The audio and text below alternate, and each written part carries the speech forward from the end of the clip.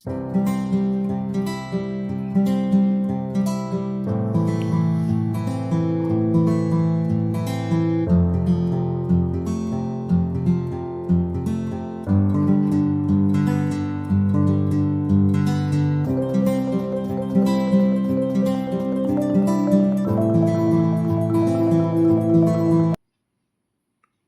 నమస్తే అండి. Welcome to Prashanti cooking and health అండి. నేను ప్రశాంతిని. ఈరోజు వీడియోలో సీతాఫల్ సబ్బుదానా కీర్ చూపిస్తానండి. ఈ సీజన్ కదండి సీతాఫలంకి. ఇవి తెచ్చుకున్నప్పుడు ఇలా కీర్ చేసుకోండి. చాలా రుచిగా ఉంటుందండి. సీతాఫలం ఫ్లేవర్ బాగా తెలుస్తుంటుంది ఈ కీర్లో. మీరు కానీ ట్రై చేయండి, మీకు కానీ చాలా బాగా నచ్చుతుంది. మరి వీడియోలోకి వెళ్ళే ముందుగా ఫస్ట్ టైం కొత్త వాళ్ళు ఈ వీడియో చూస్తుంటే ప్లీజ్ మా ఛానల్ని సబ్స్క్రైబ్ చేసుకోండి ఫ్రెండ్స్. వీడియో నచ్చితే లైక్ చేయండి, షేర్ చేయండి, సపోర్ట్ చేయండి ఫ్రెండ్స్ మా ఛానల్ని. మరి వీడియోలోకి వెళ్ళిపోదాం. చూడండి, సగ్గుబియ్యం అండి. చూడండి, ఒక హాఫ్ కప్పు సగ్గుబియ్యం అండి. ఇవి తీసుకొని కొంచెం పిండిగా ఉంటాయి కదా, అవి కాదండి, కొంచెం గట్టిగా ఉండే సగ్గుబియ్యమేను గిన్నెలోకి వేసేసుకోండి. శుభ్రంగా కడిగేసుకొని నీళ్ళు పోసుకొని ఒక గంట సేపు నానబెట్టుకోండి. మరొక గిన్నె తీసుకొని చూడండి, 2 స్పూన్లు బియ్యం తీసుకోండి. ఈ బియ్యంని గిన్నెలో వేసుకొని అలాగే జీడిపప్పు అండి. ఈ జీడిపప్పు 2 స్పూన్లు వేసుకోండి. ఇప్పుడు కొంచెం నీళ్ళు పోసుకొని ఒకసారి కడిగి పారపోసేసి ఇప్పుడు మళ్ళీ నీళ్ళు పోసుకొని ఒక 10 నిమిషాలు నాననివ్వండి. సీతాఫలం అండి. ఇవి నీట్గా కడిగేసుకొని తీసుకోండి. బాగా పండుగా ఉండేవి తీసుకోండి. ఇలాగా చూడండి, బాగా ఇలా పండిపోయి ఉన్నాయి. ఇలా తీసుకొని ఇప్పుడు చేప తీసుకోండి. దీంట్లో ఈ సీతాఫలంలో ఉండే ఈ గుజ్జంతా సీడ్స్ తోట వేసేయండి. ఇలా స్పూన్ తీసుకొని ఇలా నీట్గా తీసుకొని అంతా వేసుకోండి.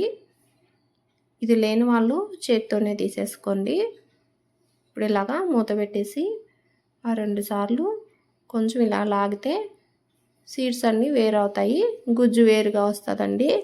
ఇది లేని వాళ్ళు చేతితోనే విత్తనాలు తీసేసుకోండి. చూడండి ఎంత చక్కగా నలిగిపోయిందో గుజ్జు అంతా. విత్తనాలు కానీ చూడండి సపరేట్ అయ్యాయి. ఇప్పుడు ఒక స్పూన్ తీసుకొని ఈ స్పూన్తో విత్తనాలన్నీ తీసేసుకోండి.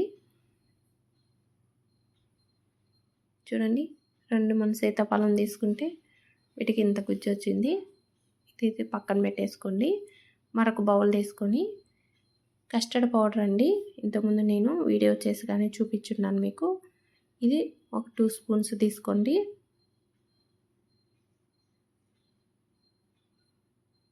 హాఫ్ కప్పు పాలు తీసుకోండి. చల్లగా ఉండే పాలేనండి, కాచిన పాలు. ఇప్పుడు ఇవి ఈ పౌడర్లో పోసుకొని కొంచెం కొంచెం ఎక్కడ ఉండలు ఎక్కడా లేకుండా బాగా కలిపేసుకొని ఇలాగ చూడండి ఈ విధంగా కలుపుకోవాలి. ఇలా కలిపి పక్కన పెట్టుకోండి. ఒక మిక్సీ జార్ తీసుకోండి. బియ్యం జీడిపప్పు ముక్కలు నానబెట్టుకున్నాం కదా, ఆ నీళ్ళతోటే ఇవన్నీ వేసేసుకోండి. ఇప్పుడు మూత పెట్టేసి మెత్తగా గ్రైండ్ చేసుకోండి. మెత్తటి పేస్ట్ అయ్యే విధంగా చూడండి. ఈ విధంగా మిక్సీ పట్టుకొని పక్కన పెట్టుకోండి. స్టవ్ వెలిగించుకొని ప్యాన్ పెట్టుకోండి. మీడియం ఫ్లేమ్ పెట్టుకొని ముందుగా నానబెట్టుకుని ఈ సగ్గుబియ్యం నీళ్ళు అన్నీ వేసేసుకోండి. ఇప్పుడు ఇవి బాగా కలుపుతూ సగ్గుబియ్యం బాగా మెత్తబడేంత వరకు బాగా ఉడికించుకోండి. ఇవి వేరే స్టవ్ మీద పెట్టేసి మరొక స్టవ్ వెలిగించుకొని కడాయి పెట్టుకోండి. పెట్టుకొని కొంచెం వాటర్ వేసుకోండి. కడాయి బాగా మాడిపోకుండా ఉంటుందని వేసాను. పాలండి ఒక కప్పు నిండా పోస్తున్నాను. అంటే కాచినైనా పర్వాలేదు, లేదా పచ్చి పాలైనా పోసుకోవచ్చు. 2 కప్పులండి. మొత్తం 3 కప్స్ పాలు పోస్తున్నానండి. పాలు ఎక్కువ వేసుకోవటం వల్ల బాగా రుచిగా ఉంటుంది.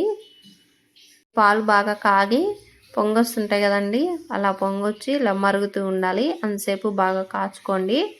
చూడండి, మిక్సీ పట్టుకున్నాం కదా బియ్యము అలాగే జీడిపప్పు, అది అంతా ఇప్పుడు ఈ పాలల్లో వేసేసి ఇదంతా బాగా కలుపుకుంటూ ఉడికించుకోండి. ఒక 5 నిమిషాల సేపు సిమ్లో పెట్టుకొని ఉడికించుకున్న తర్వాత కస్టర్డ్ పౌడర్ అండి మనం ముందుగా కలిపెట్టుకుంది ఇదంతా వేసేసుకోండి. ఇదంతా నీట్గా వేసుకొని ఇది కానీ బాగా 2-3 నిమిషాలు బాగా కలుపుకుంటూ ఉండండి. సిమ్లో పెట్టేసుకోండి ఫ్లేమ్ని. చూడండి ఇలా కలుపుతుంటే కొంచెం బాగా చిక్కబడింది. బ్రౌన్ షుగర్ అండి, ఇది 1 కప్పు తీసుకుంటున్నాను. మీరు మామూలు షుగర్ అయినా వేసుకోవచ్చు. ఇది హెల్త్కి మంచిదని ఇది తీసుకున్నాను. ఇది లేని వాళ్ళు మామూలు షుగర్ వేసుకోవచ్చండి. మీ స్వీట్నెస్ని బట్టి వేసుకోండి. ఇదంతా వేసుకొని ఇదంతా బాగా కలిసే విధంగా ఇలా అంతా బాగా కలిపేసుకోండి. ఫ్లేమ్ని లోలో పెట్టుకొని చేసుకోండి. అలాగే సగ్గుబియ్యం చూడండి బాగా ఉడికిపోయాయి. ఈ విధంగా బాగా ఉడకాలి. ఇప్పుడు ఈ సగ్గుబియ్యం అన్నీ ఇంట్లో కలిపేసుకోండి. నీట్గా వేసేసుకోండి. ఇలా అన్నీ వేసుకొని ఇదంతా 1 నిమిషం పాటు బాగా కలుపుకోండి. అంతా కలిసే విధంగా ఇలా అంతా బాగా సిమ్లో పెట్టుకొని చేసుకోండి. ఇలా అంతా కలుపుకొని ఇప్పుడు ముందుగా తీసి పెట్టుకున్న సీతాఫలం గుజ్జు ఉంది కదా ఇదంతా కానీ వేసేసుకోండి. ఎక్కడ ఇత్తనాలు లేకుండా తీసేసుకోండి.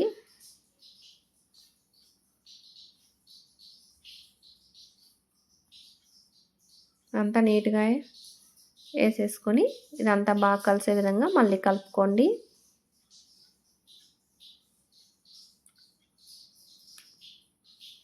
చూడండి ఇదంతా బాగా కలిసిపోవాలి. ఇదంతా బాగా 1 నిమిషం పాటు బాగా కలిపేసుకొని ఇప్పుడు మీకు నచ్చిన నట్స్ అండి, నేను బాదం పప్పు ముక్కలు జీడిపప్పు ముక్కలు వేస్తున్నాను.